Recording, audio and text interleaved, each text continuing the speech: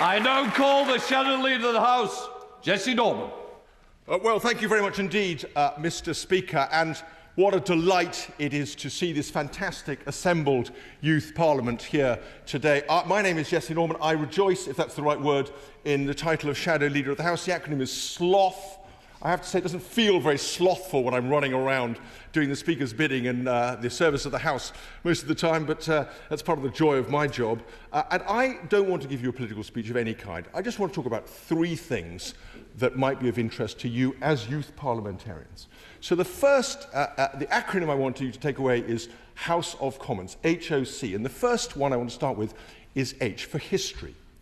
When you come into this building, you are entering a building that has been deliberately modelled after the Gothic period in our history. Of course, it's only 150, only a little more than 150 years old. It's a bit of a con, it's the truth of the matter, but it's designed to carry a majesty and an authority and a historical weight to it that reflects the quality and the importance of this institution of Parliament. And Parliament itself, let me remind you, is an institution that goes back to the 13th century, and we can date it in various ways, but de Montfort's Parliament, the attempt to bring in people and have them, largely for reasons of raising tax, consent and agree to the process of politics as a way of securing public consent, absolutely essential component. And even indeed the elements that make up good government go well beyond that. I mean, we can date back to Anglo-Saxon times, the idea when a reigning monarch should receive counsel and advice from people around him or her. That's a really, and it was, of course, her later on, very much so and very emphatically so. So that process of historical development is something that I hope that as youth parliamentarians you will take away from today and think about and meditate on and learn about as you go about your own lives. That's the H in HOC. The O is oratory.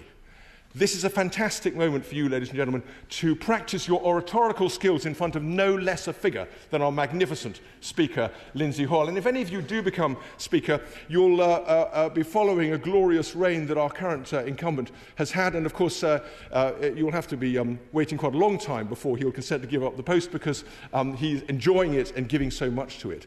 But I hope you will, as youth parliamentarians, think about what you can learn about how you present. And there are many of my colleagues, dare I say, in Parliament who don't do that. I don't mean ministers from the dispatch box who often have to read what they say. I mean people from the back benches who are often read. You see them in PMQs reading their little questions?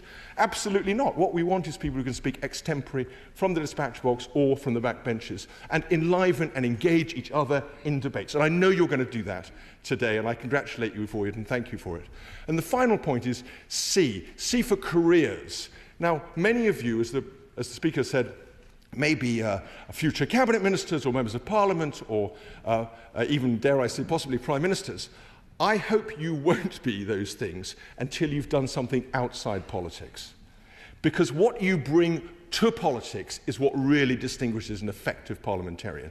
So go out, when you finish your studies, go out, learn, fail, run teams, make money, lose money, give yourself in volunteer work, do whatever is necessary to have a really rich and fulfilling and rewarding life. And then when you do that, you will have something incredibly special and powerful to bring back to your constituents. So when you make your careers, make them in politics, but make them having had careers elsewhere. Politics bringing an extra piece of public service to what you've already achieved. That's HOC, House of Commons.